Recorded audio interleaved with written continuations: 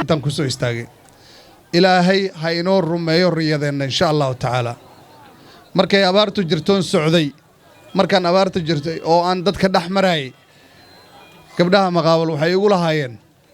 waxay ii sheegayeen siday iyadoo aad moodda in workshop loo wada sameeyey min cirif ilaa cirifka kale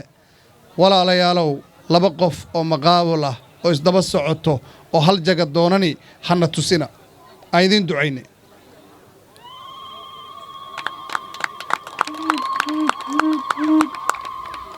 cid walba oo maaragtay cabasho ka wado arrintii lagdiima annaga diyaar waxaan u nahay si shuruud la'aan ah inaan mataqaanaa ula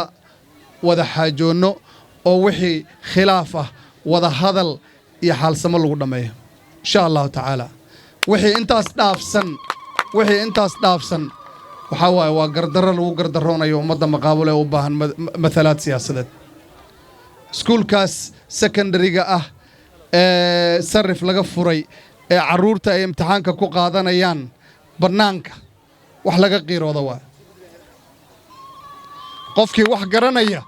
wax laga qiirooda waay soo maha aniga hal macallin baan sanad ka bixiyey sanad insha allahu tacaala inaan ku sii darana waan rajaynaya haddii ilaah yiraahdo macallinkuuso waan la hadli doonaa insha allah isgarabsi iyo wax wada qabsi iyo walaaltinimo wax noo dhaamo ma jirto dhammaanteen wacad baynu galnay process baynu galnay lagdiima baan isugu tagnay kuwii taagnaa iyo odayaashii iyo guddigeennii qaranka ee ambassador maxamuud cali saalax uu hogaamiyaha ka ahaa wacad baynu galnay in jago walba hal qof aan u soo qaadayno dadkaasna aan meelmarinayno wacadkaas isagaa maqaabul oo wax laga dhabeeyo biidni illaahi alkariim